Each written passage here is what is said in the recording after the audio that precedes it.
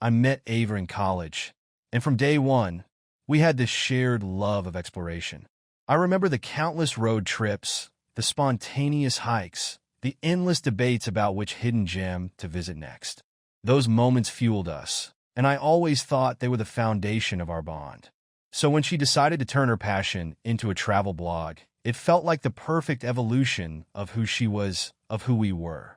At first, it was all so simple. Ava would post snapshots of our adventures, capturing the landscapes and our experiences. Her talent for storytelling turned her posts into more than just photos. They became windows into worlds, experiences, and cultures. She started gaining followers, people who looked forward to her next post, as if it were an episode in their favorite show. It was thrilling to see her passion catch fire like that. What started as a fun project quickly grew into something much bigger. She was creating a brand, and I was proud to watch her make it all happen. Then came the professional shift. Sponsorships, collaborations, and networking events started piling up. She worked late into the night, drafting posts, editing photos, responding to comments, and curating the perfect content. I thought it was amazing that she'd turned our shared dream into a full-time career. But with success came longer trips, a different kind of dedication, and, for the first time, separation. More often, she'd be on the road alone, capturing landscapes and experiences I wasn't part of. It wasn't an immediate change, more of a gradual drift. At first, I'd join her on some trips when I could, but with her hectic schedule and the increasing pressure of deadlines, I started missing out. What I noticed the most, though, was Ava's newfound confidence. She carried herself differently, more bold, more independent. I loved seeing her thrive, but somewhere in the back of my mind, I wondered if I was keeping up with this new version of her. Eventually, it reached the point where she was gone more than she was home. I'd ask questions about her trips, questions any husband would ask. Where did she stay? What was her favorite part of the city? Who were her new contacts? Her answers became shorter, more guarded, and when I'd press for details, she'd get defensive. I chalked it up to her needing space to grow in her career. After all, it wasn't fair for me to intrude into the intricacies of her job when she had worked so hard to build it from the ground up. But those subtle changes started building up. A few months ago, I noticed her absences lasted longer than before. Her phone was locked more often, and she would occasionally get cagey when I asked how the trips were going. There were also the late nights at home when she'd sit on the couch scrolling through her phone, responding to someone's messages with a smile that felt off. Not the usual smile, something more guarded, as if she was enjoying a secret only she knew. All these thoughts weighed on me, yet I still wanted to see the best in her. I convinced myself it was the pressures of her work, or maybe even fatigue from traveling. But there was a part of me that felt like I was missing out on something she'd reserved only for herself. I couldn't help but wonder if, in her new world of exploration, I'd somehow become irrelevant. I finally decided to do something about it. She'd mentioned a few weeks ago that her next destination was Venice. Venice, a city we'd both dreamed of visiting together, but hadn't yet had the chance. That place held a special kind of magic, and I thought what better way to rekindle our bond than by showing up unannounced to share it with her? I envisioned the surprise on her face, the happiness in her eyes when she saw me, flowers in hand, eager to walk alongside her in one of the world's most romantic cities. So, I booked a flight and started making arrangements. I thought about all the little details, down to the dinner I'd planned in a quiet spot along the canal, surrounded by twinkling lights, just the two of us. I imagined how we'd laugh and reminisce about our earliest adventures, the way we used to, before all the success and distance. The night before I left, I called her, bubbling with excitement, but also trying to play it cool so she wouldn't suspect a thing. She sounded surprised to hear from me, and as I told her I couldn't wait for her Venice updates, she seemed strange, distant, almost as if she wasn't thrilled about the trip. I figured she was just exhausted from work, or maybe she didn't know how to react. But still, it felt a bit off. Then came the big reveal. I told her I'd booked a flight and couldn't wait to surprise her in Venice, that I was going to meet her there. Her reaction was unexpected. There was a long pause, and I could almost feel her struggling to find words. She said something about how her schedule was really full, and that she wasn't sure if she'd have time to show me around. It wasn't what I'd expected, and it didn't sit right with me. Why wouldn't she want me there? This was a city we'd both dreamed of visiting together, a place I thought would bring us closer. Her reaction left me uneasy, but I convinced myself it was just pre-travel stress. She was so deeply absorbed in her career. Perhaps she simply didn't know how to fit me into her new world. Or at least, that's what I told myself. Little did I know, that decision to surprise her would unravel a reality I wasn't prepared for. I stepped off the plane in Venice, heart pounding with anticipation. I hadn't told Ava the exact time I'd arrive, hoping to keep the surprise going as long as possible. This was our dream city, the place we'd both promised each other we'd see together one day. As I rode into the city, surrounded by waterways and historic beauty, I pictured the look on her face when she saw me waiting for her. It was all I'd thought about for days. I texted her the moment I arrived. "Guess where I am? Let me know where to meet you." I typed, a grin on my face as I pictured her reaction. I expected an excited reply, something playful or enthusiastic. But instead, she responded with a simple, "Oh, you're here? I didn't think you'd be in until later. I'm kind of swamped with work right now." It wasn't quite the response I was hoping for, but I brushed it off. Maybe she was just caught off guard. "No worries," I replied. "Let me know when you're free." Hours passed, though, and the same refrain kept echoing back. She was busy or caught up with a shoot. Ava had been working hard on building her brand, and I knew she took it seriously. But a small part of me couldn't shake a nagging feeling. She was here in Venice, the city she'd gushed about for years, and yet there wasn't even a hint of excitement about me being here to surprise her. By early evening, I'd walked the canals alone, watching couples stroll hand in hand, lost in the magic of the city. But as the hours passed and her excuses mounted, that magic began to feel hollow. Ava continued to delay, her text short, distant. "Just one more meeting," she'd write. "It's taking longer than I thought." She even mentioned dinner plans with a contact from the industry, someone she just couldn't reschedule on such short notice. Around 8 p.m., I stopped at a quiet cafe near the Piazza San Marco, trying to shake off the disappointment and wondering if I'd read too much into her reaction. Maybe it really was just work keeping her tied up. I ordered an espresso, staring out across the plaza, when, out of the corner of my eye, I saw her. She was walking along one of the quieter canals, her face illuminated by the streetlights, laughing with someone by her side. My heart jumped until I noticed who she was with. There, arm in arm with her, was a man I didn't recognize. He was tall, stylish, his hand resting casually on her shoulder. The way they leaned into each other was different than how she'd interacted with anyone else I'd seen. There was an easiness between them, a familiarity that made my chest tighten. I could have convinced myself that this was just an innocent meetup, a colleague from her blog world, maybe even a fellow traveler. But her laughter, the way she tilted her head back as he whispered something into her ear, it wasn't the kind of laughter she shared with just anyone. She looked happy, relaxed in a way I hadn't seen in a long time. A strange mix of confusion and dread settled over me. I hadn't planned on spending my first night in Venice watching her from the shadows, but as I followed them through the winding streets, a sense of betrayal gnawed at me. This wasn't the behavior of a woman who missed her husband or even someone casually meeting a work contact. They strolled along the water's edge, stopping now and then, heads close as they spoke quietly. Eventually, they entered a small restaurant off the main streets, where candlelit tables lined the outdoor terrace. I lingered nearby, hidden by the shadows, watching as the waiter showed them to a cozy, intimate corner. Inside, the man reached across the table, placing his hand on hers. Ava didn't pull away. She simply held his gaze, her face soft and unguarded. I recognized that expression, the look she used to give me when we first met. It was a look of comfort, of warmth, of more than just friendship or business. It was something far deeper. I stayed until they ordered, my heart sinking further as I saw them lean closer across the table. When she lifted her wine glass, her smile was genuine, her body language open. I couldn't watch anymore.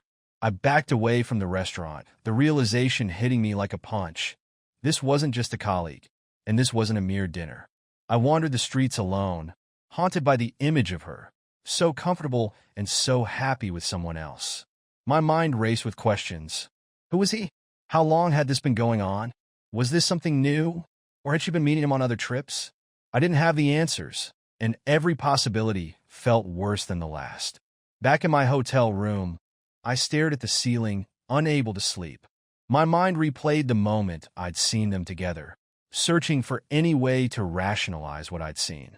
But there was no explanation that could erase the truth of what I'd witnessed. Ava, the woman I'd married, the woman I thought I knew, was leading a life I knew nothing about. And in the quiet of that Venice night, the city we'd both dreamed of visiting together, I was left with nothing but the hollow feeling that my marriage was unraveling in front of my eyes. The morning light slipped through the blinds in my hotel room, but there was no peace in its warmth. I lay there, replaying the previous night over and over, each memory amplifying the disbelief and fury simmering within me. My mind was made up. I needed to understand what was happening, and if that meant facing truths I wasn't ready for, then so be it. After a quick breakfast, I wandered back toward the restaurant where I'd seen them the night before. It wasn't long before I spotted them again, Ava and the mystery man, walking side by side near a secluded canal. They moved comfortably together, laughing in a way that suggested this was no rare encounter.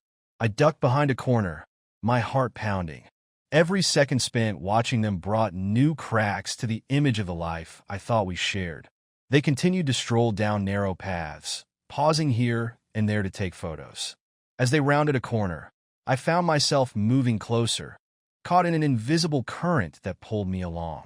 When they finally stopped at an upscale, hidden-away cafe, I positioned myself nearby, just close enough to overhear snippets of their conversation. He murmured something softly, a remark I couldn't catch, and she laughed, leaning in to touch his arm lightly. The gesture was effortless, and the familiarity between them was undeniable. The way she looked at him, relaxed, affectionate, vulnerable, wasn't something she'd ever shown me lately. A surge of anger flashed through me. This wasn't just a fleeting attraction or a friendly connection. This was something deeper.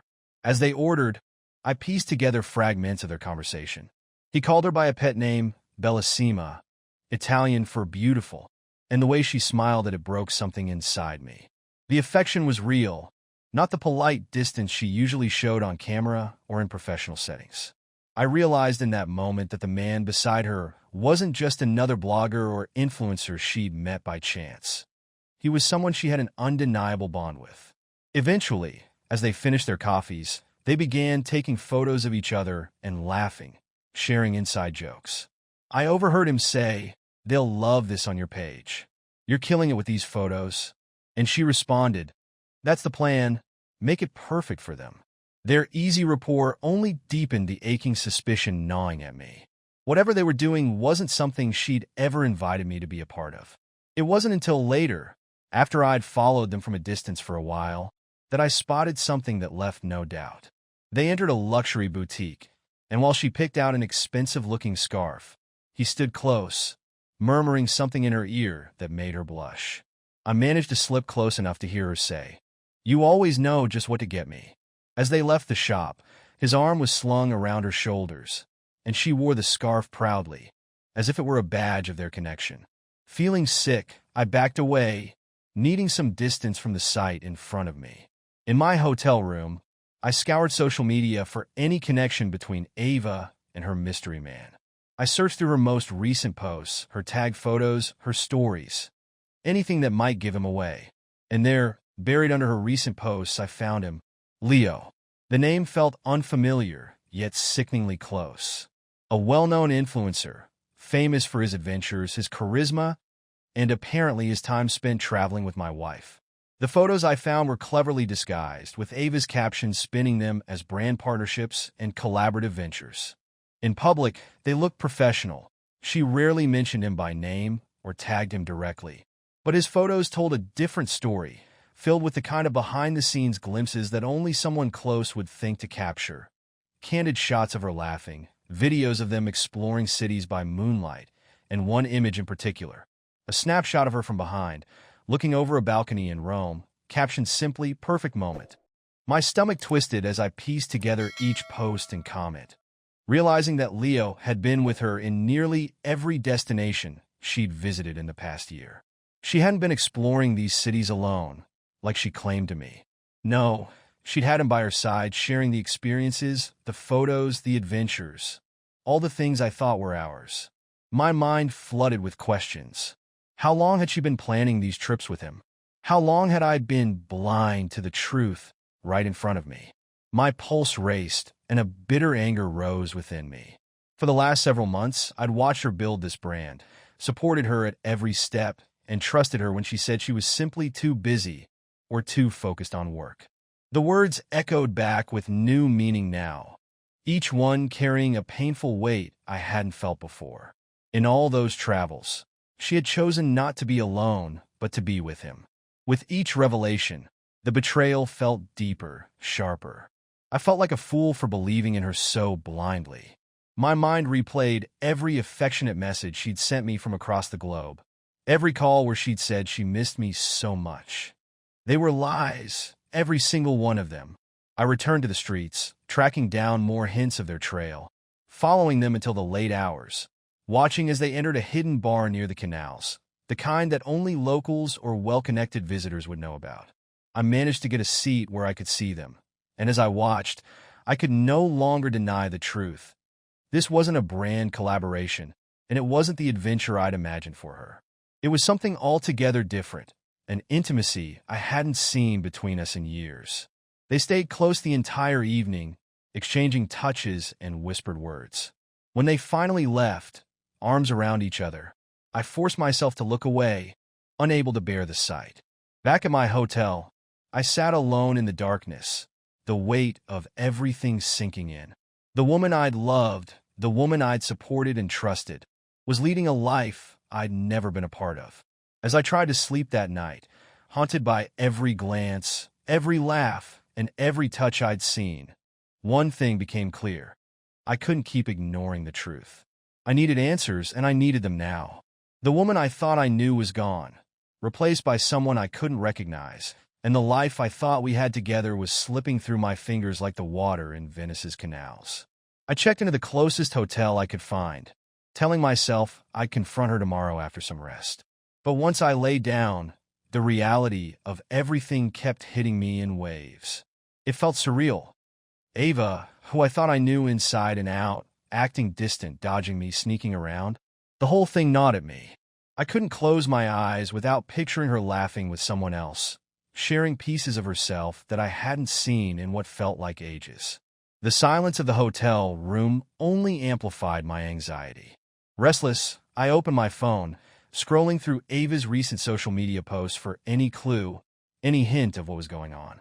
And then I saw it, her latest post, a picture of a rooftop view, scattered with candles and fairy lights.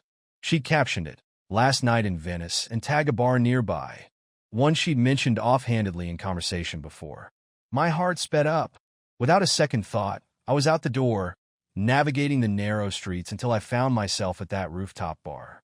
The night was warm, thick with a slight breeze from the canals, and as I reached the terrace, I hesitated, my chest tight.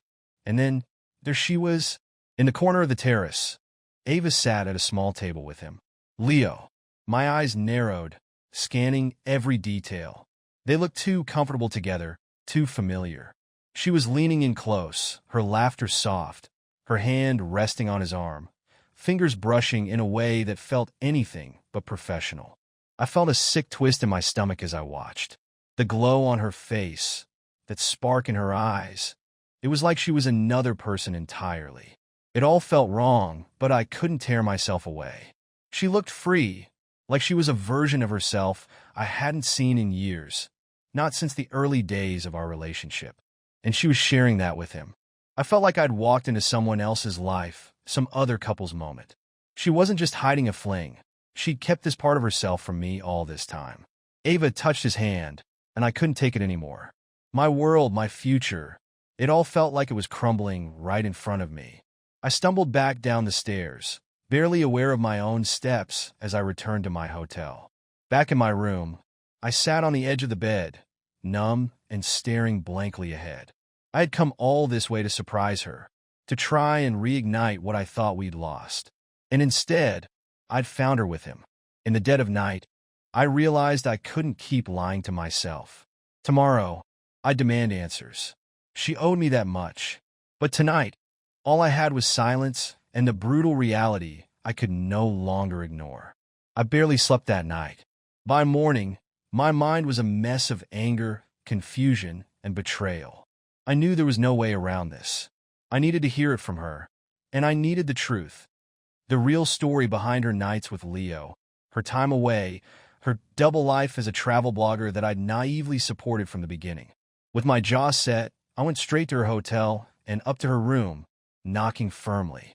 When Ava opened the door, she looked startled to see me standing there. "Ethan," she said, forcing a smile that didn't reach her eyes. "Well, what are you doing here?" Without answering, I stepped into the room, closing the door behind me. I looked around, noting the small details of her life that had clearly moved on without me. The designer travel bag, the phone that was always buzzing with notifications. She looked different here, like she belonged in a world I knew nothing about. "Ava, I saw you last night," I said, keeping my voice steady. "I saw you with him. With Leo." The color drained from her face. For a second, she looked away, as if trying to compose herself. Then, she straightened up, her expression hardening. "Ethan, you're overreacting. Leo and I, we're close, yes, but it's all part of what I do. You're telling me that holding hands, laughing together, and sharing intimate dinners is all part of the job?" I demanded, anger spilling into my voice. "I saw you, and I'm not just talking about last night. I've seen enough to know it's more than business." She took a deep breath, letting her guard down for the first time. "All right, fine. Yes, there's more to it than work," she admitted, crossing her arms defensively. "Leo and we've been involved. But Ethan, it's not as simple as you think." "Over a year?" I asked, the words bitter on my tongue. She looked away, but her silence spoke volumes. I felt a mix of shock and hurt like I'd never known before. "How could you lie to me, Ava? For a year?" She took a step forward, her hands clenched at her sides. "Ethan, this travel blog, this lifestyle, it's my livelihood. I built it from the ground up, and people expect a certain image from me. Leo, he's part of that image. Our chemistry, our connection, it sells. It's what my followers crave." I stared at her in disbelief. "Are you actually saying that this affair was a business decision?" "It's complicated," she said, exasperated. "People don't follow me just to see places, Ethan. They follow the story, the romance, the excitement. Leo, he adds to that story. It makes my brand real, authentic." Authentic. The word tasted bitter in my mouth. Authentic is you lying to me every time you walked out that door. Authentic is you choosing to spend every other week in some other country while I stayed home, holding up the life we were supposed to be building together. "Do you even care about us anymore?" She let out a long breath, finally meeting my gaze. "It's not that I don't care, but this is who I am now, Ethan.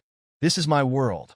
And yes, maybe Leo and I got close, but it's because he understands it. He gets what this life is like. I never meant to hurt you. I just didn't think you'd understand. So what? You figured I'd just keep living in the dark while you lived this fantasy with him." "It's not a fantasy, Ethan. It's my work, my life." She paused, almost pleading now. "I thought we'd drifted apart. I thought maybe you wouldn't notice." I shook my head, unable to process how someone I'd trusted so deeply could twist things so thoroughly. "Maybe I wouldn't have noticed if you hadn't lied to my face every time you left. You could have talked to me, told me you were feeling disconnected. But you chose to betray me." Her eyes filled with a mix of guilt and defiance. "I didn't think you'd understand. You're so stable, grounded. And I respect that, but I need more."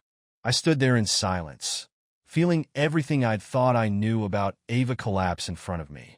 The life we'd built, the love I'd felt, it all felt like an illusion. And maybe, for her, it was, "I'm done, Ava," I said finally, my voice raw.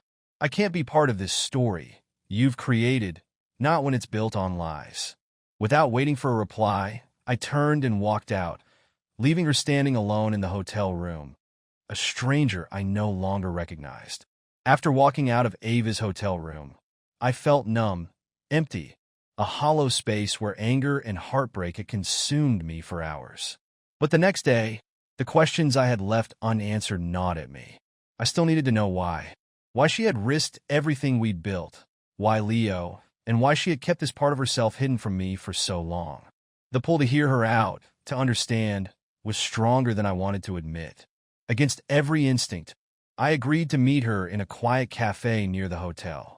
She looked nervous, fidgeting with her coffee cup. The confident, adventurous Ava I'd watched last night was gone, replaced with someone fragile and uncertain. Her gaze flitted around the room before she finally locked eyes with me, taking a shaky breath. "Ethan," she started, her voice barely above a whisper, "I'm so sorry. You don't deserve any of this." "Then help me understand, Ava," I said, swallowing the anger rising in my throat. "Help me understand why." She looked down, gathering her thoughts. "I don't know when it started exactly, but there was this emptiness I couldn't shake. At first, the blog helped. It gave me purpose and outlet. But as it grew, as I traveled more, I began to feel this disconnect. I loved you, Ethan, I still do. But in the middle of everything, I started to feel like I was living two lives. I forced myself to stay silent, letting her go on. Every word felt like a small, sharp cut, but I needed to hear it all. Leo, he was different. He understood that world, the thrill, the energy, and all the spontaneity. She continued, eyes distant. It's not an excuse, I know that. But I started feeling things I hadn't felt in a long time. He made me feel alive in a way that I hadn't felt in years. "So, I didn't make you feel alive?" I asked, struggling to keep my voice steady. She winced, shaking her head. "No, it's not that. You were my rock. But that's just it. You were safe, dependable, always there for me. And I needed that, Ethan. But I needed something else too. I know it sounds selfish, but part of me wanted that excitement, that spark, and I didn't know how to find it without crossing the line." She hesitated, as if she were about to confess something worse. Then looking down, she spoke again. "Venice was where Leo and I connected. It was our place, our escape," she admitted, her voice thick with guilt. "Every time I was here, it was like our own little world, and I could pretend it was only us. It sounds twisted, I know, but I told myself it was just a part of my blog story, a part of my life separate from us." The words "our place" hung in the air like a blow I hadn't seen coming. Venice, a place I thought she'd come to love on her own, was her and Leo's hideaway. Every corner of this city held secrets, memories she'd created with him while I'd believed they were ours alone. I leaned back, trying to absorb the weight of her confession. "So this city, this life, it wasn't just you," I whispered. "It was you and him." She nodded, her face twisting in pain. "It wasn't meant to be serious. I thought I could keep things separate, Ethan, but feelings got involved. It went further than I ever thought it would. You lied to me for a year, Ava. A whole year. And now, because you're caught, you're finally willing to tell me the truth." I could feel my voice rising, but I couldn't stop myself. What about our life? What was I supposed to be? Just a guy you went home to between trips? She buried her face in her hands. "Ethan, please. I was lost. I didn't know how to stop. I thought I could handle it, but it just spiraled. I don't know how else to say it except that I didn't want to lose you. I never wanted to hurt you." "Well, you did," I said bluntly, feeling every ounce of that hurt radiating through me. "And now you're telling me all this. What do you expect, Ava? Forgiveness?"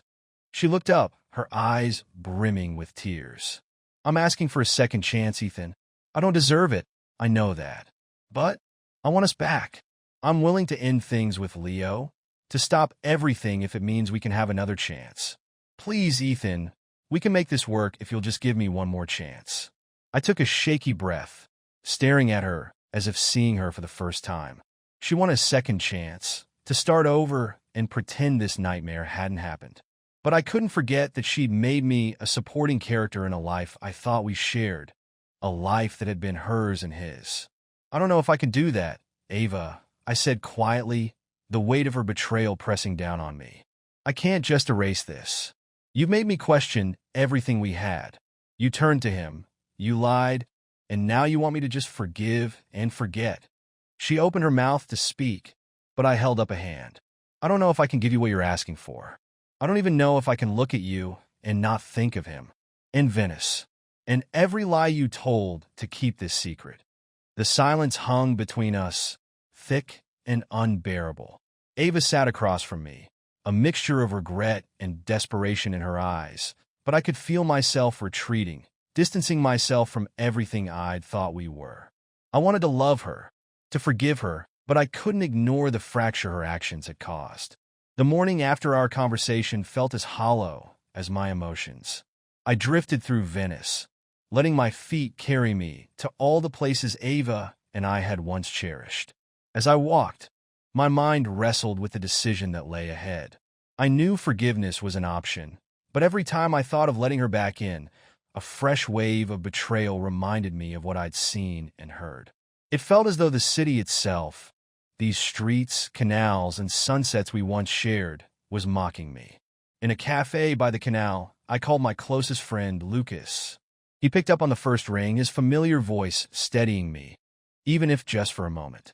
I told him everything. Ava's confession, her pleas, her promise to end things with Leo. Every word felt heavy, like I was finally letting go of a weight I hadn't realized I'd been carrying. "Ethan," he said after a long pause, "I know you loved her, and maybe you still do, but think about what staying would mean for you. You don't owe her anything. If there's even a small part of you that feels you'll never see her the same way, maybe that's your answer." His words echoed as I walked through the winding streets. I replayed moments of our marriage in my head. Our wedding day, our first apartment, the quiet weekend spent on the couch just enjoying each other's company. For so long, I believed that Ava was my person, the one who knew me inside and out. But now, standing here in Venice, I realized she'd built a life I wasn't a part of, a life that wasn't just hers but shared with someone else. That evening, I returned to the hotel. She was waiting in the lobby, clutching a piece of paper, a letter from the look of it. She met my eyes with a hopeful, almost desperate look, and for a brief moment, I felt the pull to comfort her, to forgive. But the sting of betrayal was still there, raw and unforgiving. "Ethan," she began, her voice trembling. "I wrote this to try and explain everything. I don't expect you to read it, but I need you to know how sorry I am. I'm willing to do anything to make this right." Her words hung in the air, but they felt hollow against the weight of what had already been shattered. I thought back to Lucas's advice, to the question he'd posed. Could I ever look at her again and not think of this? The answer settled over me, both painful and freeing. "Ava," I said, the finality in my voice surprising even me. "I wish things had been different. I wish we had found a way to fix whatever was broken between us without losing each other in the process. But forgiveness isn't enough to erase this. I can't live in a marriage haunted by the memories of your other life, the life you chose to share with him." Her face crumpled, and for a moment, I saw the woman I'd fallen in love with all those years ago, the woman who had once felt like home. But that woman was gone, buried under secrets and choices I couldn't unlearn. With one final look, I turned and walked away. Returning home, I felt the weight of Venice still with me. Its canals, its cobbled streets, its silent witness to the final chapters of my marriage. The days that followed were unexpectedly calm. With the decision behind me, a strange relief washed over me, like an unburdening of memories and hopes that had tethered me to a person I no longer recognized. I spent the first few weeks trying to reclaim parts of myself. For the first time in years, I joined a hiking club, rediscovering the rush of adrenaline that comes with unexplored trails. There was a thrill in meeting new people, feeling the crisp mountain air, and tackling landscapes I'd only ever seen in travel brochures. Each new experience began to fill the void, replacing memories of my past life with the promise of new ones. Meanwhile, I couldn't entirely escape the aftermath of Ava's decisions. Word got out among her followers that she had a hidden relationship, and her brand took a hit. Her travel blog, once a place where people looked for inspiration, became a source of whispered scandals and betrayal. The life she had crafted, The life she once told me was her brand was unraveling. I found no satisfaction in it, only a faint, distant sense of justice. Despite everything, I couldn't deny that I still thought about her. There were moments when memories surfaced, small things, like our shared laughter during lazy Sunday mornings or our first trip abroad. But rather than anchoring me in the past, these memories felt like reminders of the growth I had gained and the lessons learned. One evening, while sorting through our old travel photos, I paused on an image from a beach trip we took years ago. In the photo, I looked carefree, the sun casting a warm glow across my face, and Ava was beside me, laughing, eyes full of joy. I realized, staring at that photo, that the version of us in the image was from a different time, a time when everything felt possible, when our love felt limitless. That version was gone, and it was okay. I felt ready to let go of the past and truly start fresh.